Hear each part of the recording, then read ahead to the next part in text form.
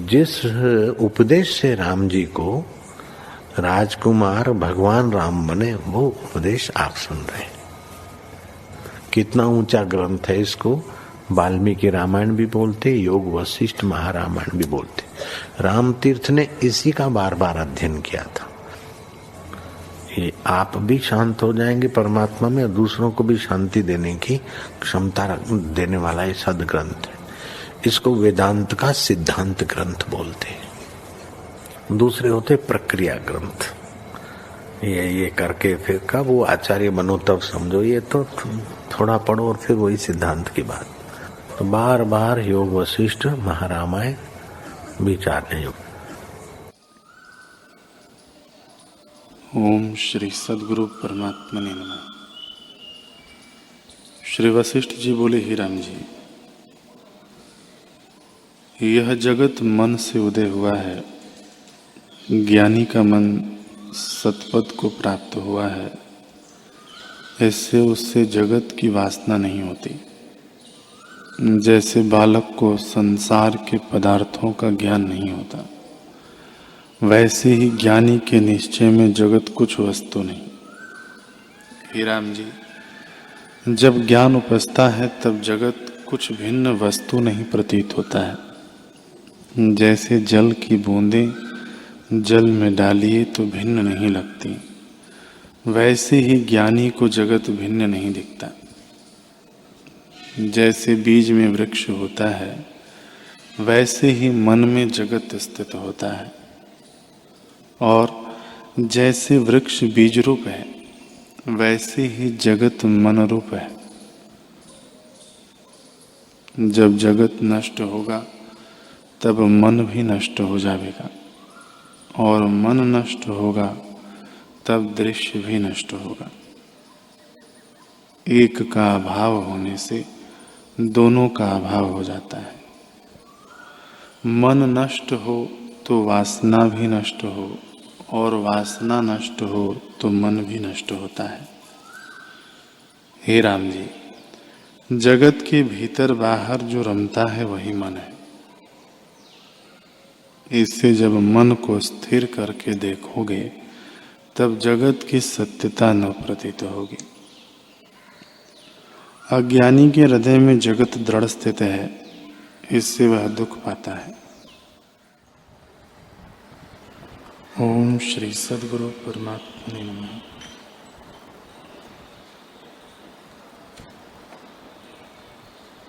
श्री वशिष्ठ जी बोले, हे राम जी,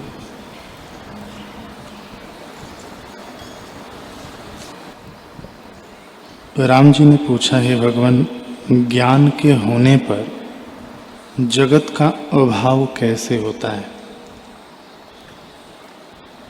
यह तो दृढ़ हो रहा है, इसकी शांति कैसे होती है? श्री वशिष्ठ जी बोले, हे राम जी, सम्यक ज्ञान से जो बोध होता है, उस बोध से दृश्य का संबंध निवृत्त होता है। वह बोध निराकार और शांत रूप है। उसी से जीव मोक्ष में प्रवृत्त होते हैं। राम जी बोले, हे भगवान, बोध तो केवल रूप है। सम्यक ज्ञान किसको कहते हैं? जिससे यह जीव बंधन से मुक्त होता है। वशिष्ठ जी बोले, हे राम जी, जिस ज्ञान से ज्ञेय दृश्य का संयोग नहीं होता, उसको ज्ञानी अविनाशी रूप कहते हैं। जब ज्ञेय का अभाव होता है तब सम्यक ज्ञान कहता है। जगत ज्ञेय अविचार सिद्ध है। राम जी बोले, हे भगवान, ज्ञान से ज्ञेय भिन्न है अथवा अभिन्न है। और ज्ञान क्यों उत्पन्न होता है? श्री वशिष्ठ जी बोले, हे राम जी, बोध मात्र का नाम ज्ञान है। ज्ञान और ज्ञेय उससे भिन्न नहीं है। जैसे वायु से वायु का चलना भिन्न नहीं है। राम जी बोले कि हे भूत भविष्य और वर्तमान के जानने वाले, जो खरगोश के सिंग की नाई गेय असत्य है, तो भिन्न होकर क्यों भासता है? श्री वशिष्ठ जी बोले, हे राम जी, बाह्य जगत गेय भ्रांति से दिखता है, उसका सद्भाव नहीं है। भीतर जगत है न बाहर जगत है, यह अर्थ से रहित भासित होता है।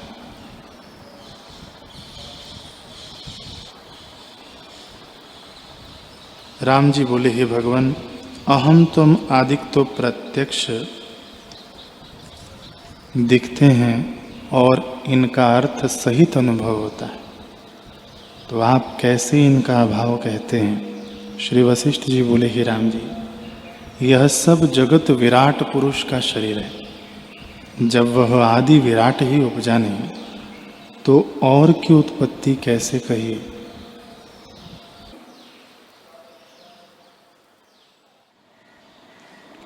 ओम श्री सद्गुरु परमात्मा नमः।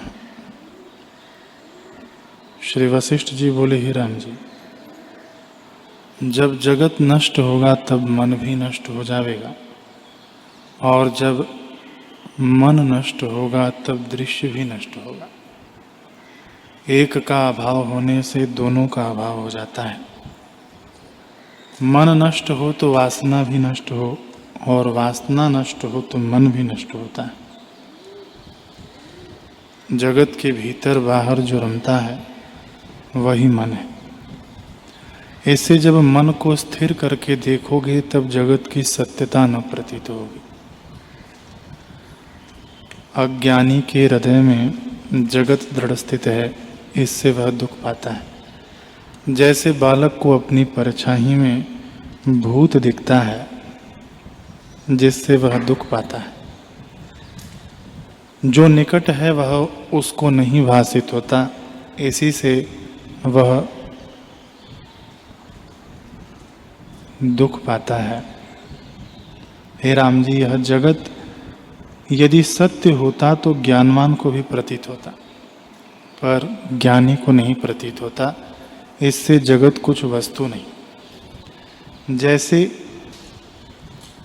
एक ही स्थान में दो पुरुष बैठे हों और एक को निद्रा आवे, तो उसको स्वप्न का जगत देख पड़ता है और नाना प्रकार की चेष्टा होती है, परंतु दूसरा जो जागता है उसको उसका जगत नहीं देख पड़ता। वैसे ही जो पुरुष परमार्थ सत्ता में जागा है उसको जगत शून्य दिखता है। हे राम जी, यह जगत मिथ्या है।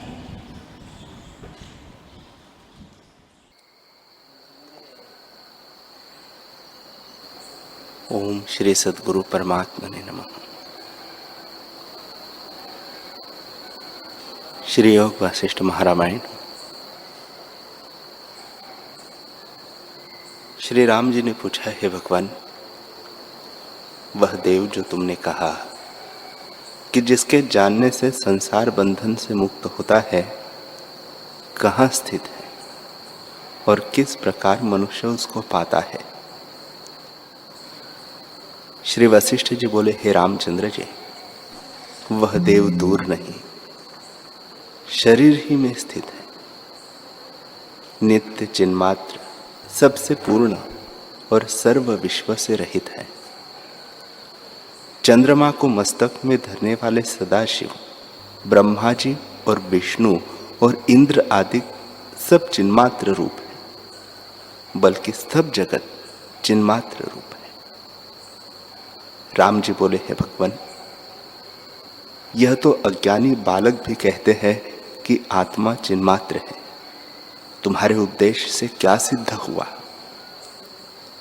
श्री वशिष्ठ जी बोले, हे रामचंद्र जी, इस विश्व के चेतन जानने से तुम संसार समुद्र को नहीं लांघ सकते। इस चेतन का नाम संसार है। चेतन जीव है, संसार नाम रूप है। इससे जरा मरण रूप तरंग उत्पन्न होते हैं, क्योंकि अहम से दुख पाता है। हे रामचंद्र जी, चैतन्य होकर जो चेतता है सो अनर्थ का कारण है, और चेतन से रहित जो चैतन्य है वह परमात्मा है। उस परमात्मा को जानकर मुक्ति होती है, सब चेतनता मिट जाती है।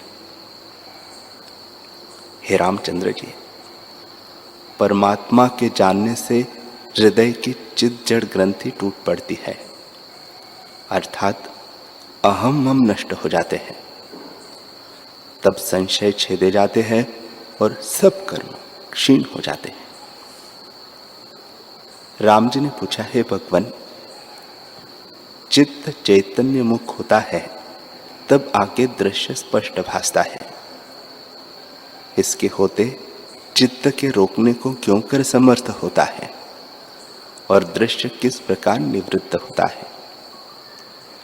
वशिष्ठ जी बोले, हे रामचंद्र जी, दृश्य संयोगी चेतन जीव है। वह जन्म रूपी जंगल में भटकता भटकता थक जाता है। चैतन्य को जो चेतन अर्थात चिदाभास जीव रूप प्रकाशी कहते हैं, सो पंडित भी मूर्ख है। यह तो संसारी जीव है, इसके जानने से कैसे मुक्ति हो? मुक्ति परमात्मा के जानने से होती है और सब दुख नाश होते हैं। जैसे विसूची का रोग उत्तम औषधि से ही निवृत्त होता है, वैसे ही परमात्मा के जानने से मुक्ति होती है। राम जी ने पूछा, हे भगवान, परमात्मा का क्या रूप है जिसके जानने से जीव मोह रूपी समुद्र को तरता है? श्री वशिष्ठ जी बोले, हे रामचंद्र जी, देश से देशांतर को दूर जो संवित निमेष जाता है, उसके मध्य जो ज्ञान संवित है, सो परमात्मा का रूप है। और जहाँ संसार का अत्यंत अभाव होता है, उसके पीछे जो बोधमात्र शेष रहता है, वह परमात्मा का रूप है। हे रामचंद्र जी, वह चिदाकाश जहाँ दृष्टा दर्शन दृश्य का अभाव होता है, वही परमात्मा का रूप है। और जो अशून्य है और शून्य किनाई स्थित है और जिसमें सृष्टि का समूह शून्य है, ऐसी अद्वैत सत्ता परमात्मा का रूप है। हे रामचंद्र जी, महाचैतन्य रूप बड़े पर्वत किनाई जो चैतन्य स्थित है और अजड़ है पर जड़ के समान स्थित है, वह परमात्मा का रूप है। और जो सबके भीतर बाहर स्थित है और सबको प्रकाशता है, सो परमात्मा का रूप है। हे रामचंद्र जी, जैसे सूर्य प्रकाश रूप और आकाश शून्य रूप है, वैसे ही यह जगत आत्म रूप है। राम जी ने पूछा, हे भगवान, जो सब परमात्मा ही है तो क्यों नहीं भासता? और जो सब जगत भासता है, इसका निर्वाण कैसे हो? वशिष्ठ जी बोले, हे रामचंद्र जी, यह जगत भ्रम से उत्पन्न हुआ है, वास्तव में कुछ नहीं। जैसे आकाश में नीलता भासती है, वैसे ही आत्मा में जगत भासता है। जब जगत का अत्यंत अभाव जानोगे, तब परमात्मा का साक्षात्कार होगा और किसी उपाय से न होगा। जब दृश्य का अत्यंत अभाव करोगे, तब दृश्य उसी प्रकार स्थित रहेगा, पर तुमको परमार्थ सत्ता ही भासेगी। हे राघव, चित्त रूपी आदर्श दृश्य के प्रतिबिंब बिना कदाचित नहीं रहता। जब तक दृश्य का अत्यंत अभाव नहीं होता, तब तक परम बोध का साक्षात्कार नहीं होता। इतना सुनकर राम जी ने पूछा, हे भगवान, यह दृश्य जाल आडंबर मन में कैसे स्थित हुआ है? जैसे सरसों के दानों में सुमेरु का आना आश्चर्य है, वैसे ही जगत का मन में आना भी आश्चर्य है। वशिष्ठ जी बोले, हे रामचंद्र जी, एक दिन तुम वेद धर्म की प्रवृत्ति सहित सकाम यज्ञ योग आदि त्रिगुण से रहित होकर स्थित हो और सत्संग और सत्शास्त्र परायण हो, तब मैं एक ही क्षण में दृश्य रूपी मैल दूर करूंगा। जैसे सूर्य की किरणों के जान लेने से जल का अभाव हो जाता है, वैसे ही तुम्हारे भ्रम का अभाव हो जाएगा। जब दृश्य का अभाव हुआ तब दृष्टा भी शांत होवेगा, और दोनों का अभाव हुआ तब पीछे शुद्ध आत्म सत्ता भी भासेगी। हे रामचंद्र जी, जब तक दृष्टा है तब तक दृश्य है, और जब तक दृश्य है तब तक दृष्टा है। जैसे एक की अपेक्षा से दोनों होते हैं, दो है तो एक है, और एक है तब तो दो भी है। एक न हो तो दो कहां से हो। वैसे ही एक के अभाव से दोनों का अभाव होता है। दृष्टा की अपेक्षा से दृश्य, और दृष्टा की अपेक्षा से दृश्य की अपेक्षा से दृष्टा है। एक के अभाव से दोनों का अभाव हो जाता है। हे रामचंद्र जी, अहंता से आदि लेकर जो दृश्य है सो सब दूर करूंगा। अनात्मा से आदि लेके जो दृश्य है वही मैल है। इससे रहित होकर चित्त रूपी दर्पण निर्मल होगा। जो पदार्थ सत्य है उसका कदाचित भाव नहीं होता, और जो पदार्थ सत है सो असत नहीं होता। जो वास्तव में सत न हो उसका मार्जन करना क्या कठिन है। हे रामचंद्र जी, यह जगत आदि से उत्पन्न नहीं हुआ। जो कुछ दृश्य भासता है वह भ्रांति मात्र है। जगत निर्मल ब्रह्म चैतन्य ही है। जैसे स्वर्ण से भूषण होता है तो वह स्वर्ण भूषण से भिन्न नहीं, वैसे ही जगत और ब्रह्म में कुछ भेद नहीं। हे रामचंद्र जी, दृश्य रूपी मल के मार्जन के लिए मैं बहुत प्रकार की युक्ति तुमसे विस्तार पूर्वक कहूंगा। उससे तुमको अद्वैत सत्ता का भान होगा। यह जगत जो तुमको भासता है वह किसी के द्वारा नहीं उपजा। जैसे मरुस्थल की नदी भासती है और आकाश में दूसरा चंद्रमा भासता है, वैसे यह जगत बिना कारण भासता है। जैसे मरुस्थल में जल नहीं, जैसे वंध्या का पुत्र नहीं, और जैसे आकाश में वृक्ष नहीं, वैसे यह जगत है। जो कुछ देखते हो वह निरामय ब्रह्म है। यह वाक्य तुमको केवल वाणी मात्र नहीं कहे हैं, किंतु युक्तिपूर्वक कहे हैं। हे रामचंद्र जी, गुरु की कही युक्ति को जो मूर्खता से त्याग करते हैं उनको सिद्धता नहीं प्राप्त होती। इतना सुनकर राम जी ने पूछा, हे मुनीश्वर, वह युक्ति कौन है और कैसे प्राप्त होती है जिसके धारण करने से पुरुष आत्मपद को प्राप्त होता है?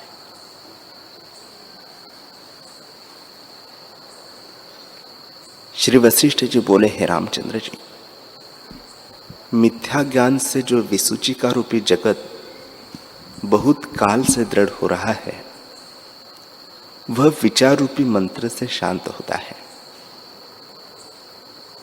हे रामचंद्र जी,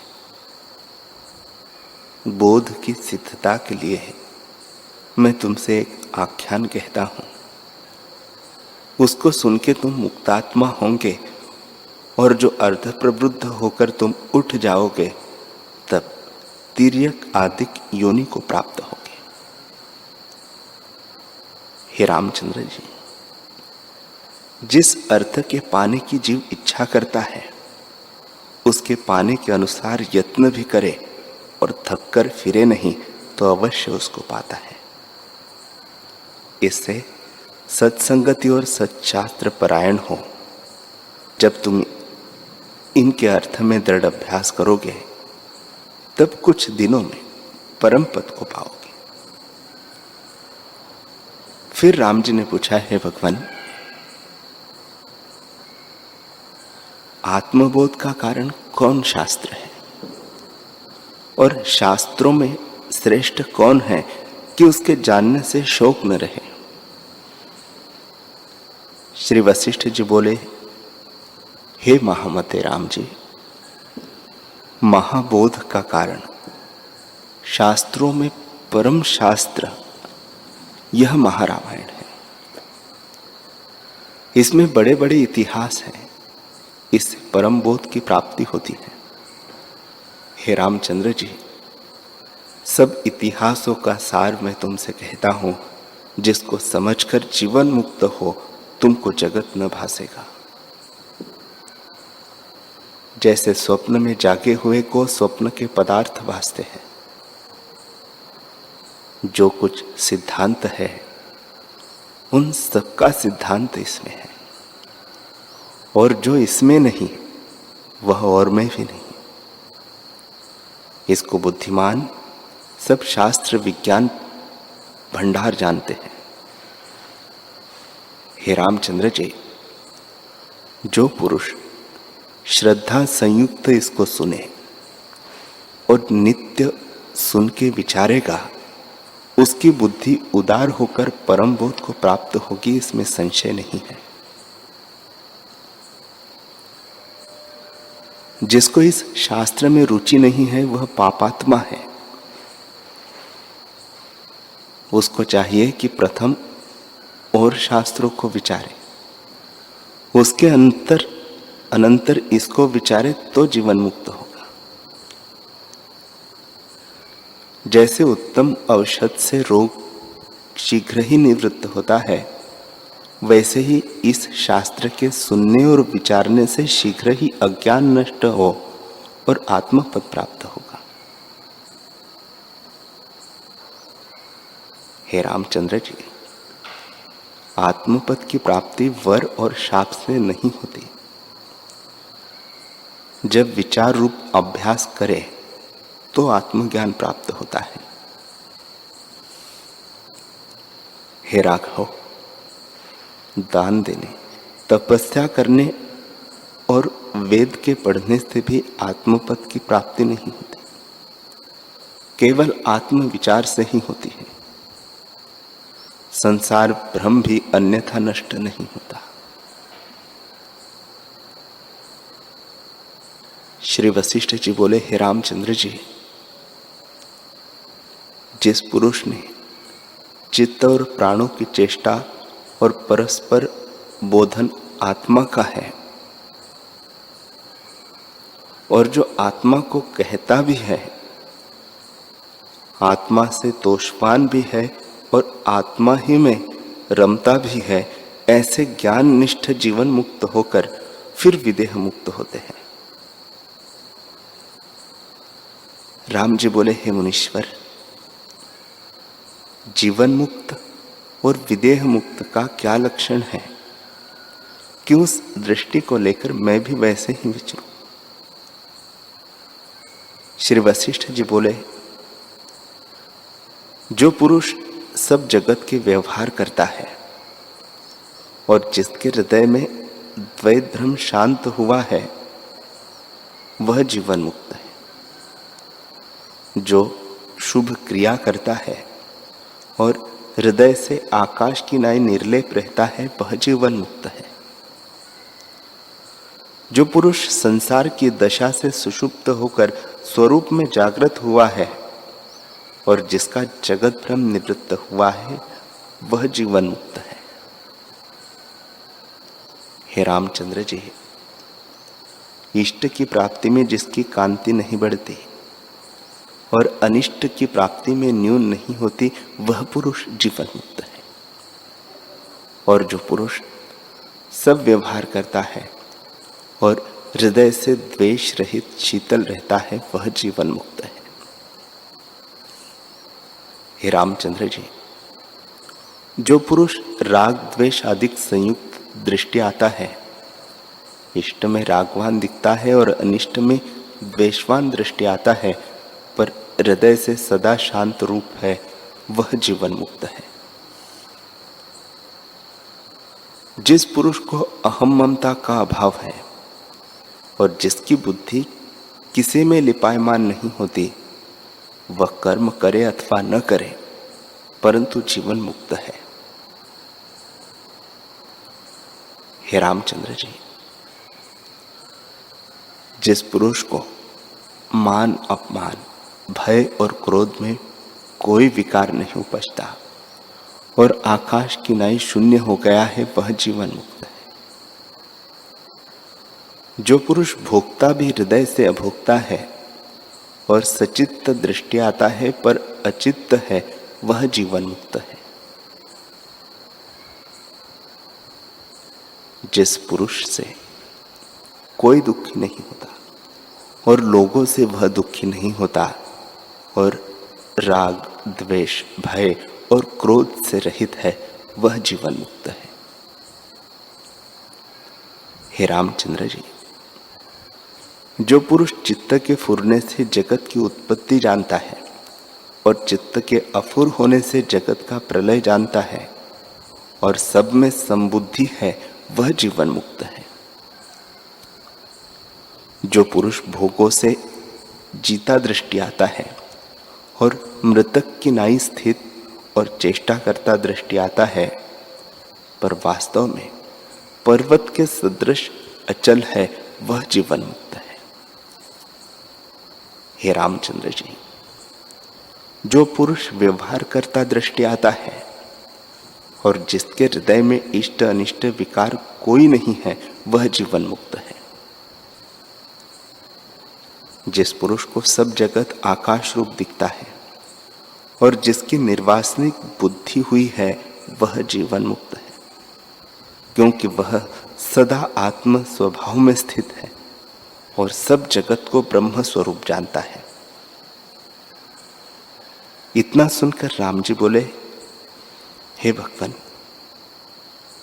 जीवन मुक्त की तो तुमने कठिन गति कही। इष्ट अनिष्ट में सम और शीतल बुद्धि कैसे होती है? श्री वशिष्ठ जी बोले, हे रामचंद्र जी, इष्ट अनिष्ट रूपी जगत अज्ञानी को भासता है और ज्ञानी को सब आकाश रूप भासता है। उसे राग द्वेष किसी में नहीं होता और की दृष्टि में वह चेष्टा करता दृष्टि आता है, परंतु जगत की वार्ता से सुषुप्त है। हे रामचंद्र जी, जीवन मुक्त कुछ काल रहकर जब शरीर को त्यागता है, तब ब्रह्मपद को प्राप्त होता है। जैसे पवन स्पंद को त्यागकर निस्पंद होता है, वैसे ही वह जीवन मुक्त को त्यागकर विदेह मुक्त होता है। तब वह सूर्य होकर तपता है, ब्रह्मा होकर सृष्टि उत्पन्न करता है, विष्णु होकर प्रतिपालन करता है, रुद्र होकर संहार करता है, पृथ्वी होकर सब भूतों को धरता है और औषधि अन्नादिकों को उत्पन्न करता है। पर्वत होकर पृथ्वी को रखता है, जल होकर रस देता है, अग्नि होकर उष्णता को धारता है, पवन होकर पदार्थों को सुखाता है, चंद्रमा होकर औषधियों को पुष्ट करता है, आकाश होके सब पदार्थों को ठौर देता है, मेघ होके वर्षा करता है और स्थावर जंगम जितना कुछ जगत है, सबका आत्मा होके स्थित होता है।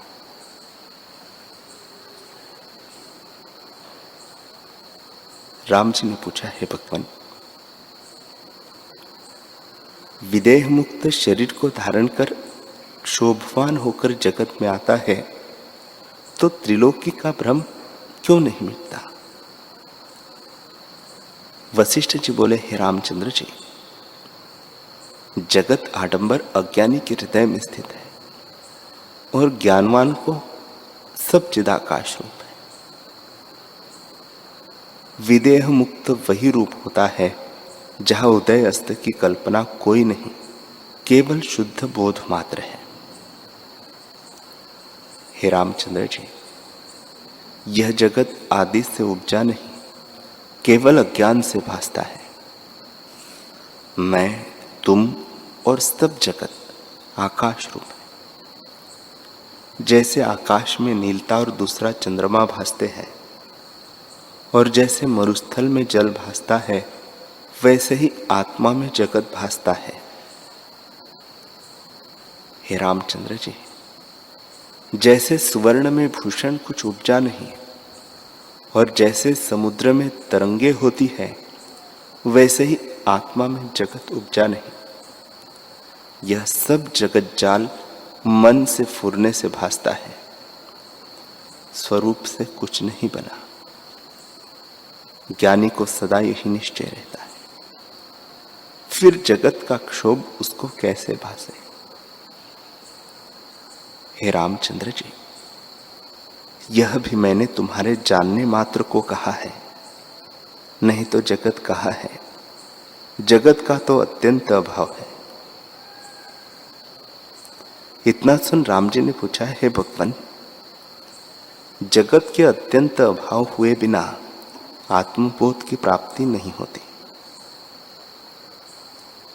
वशिष्ठ जी बोले, हे रामचंद्र जी, दृश्य दृष्टा का मिथ्या भ्रम उदय हुआ है।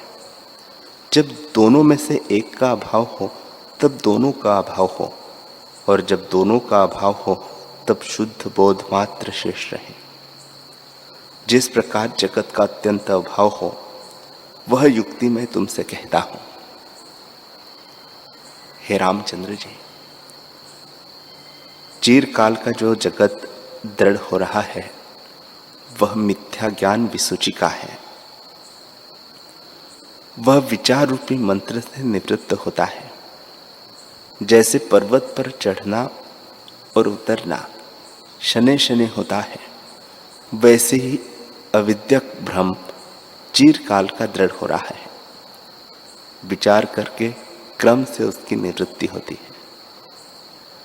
जगत के अत्यंत अभाव हुए बिना आत्मबोध नहीं होता।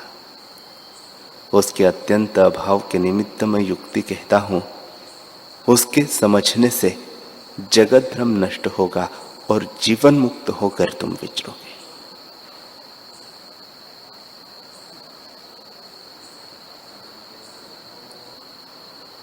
हरि ओम।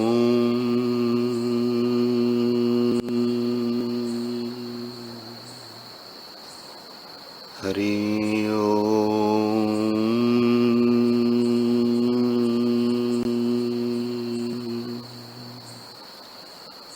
ओम सहना भवतु, सहनौ भुनक्तु, सह वीर्यं करवावहै, तेजस्विनावधीतमस्तु मा विद्विषावहै। ओम शांति शांति शांति। श्री सद्गुरुदेव भगवान की जय।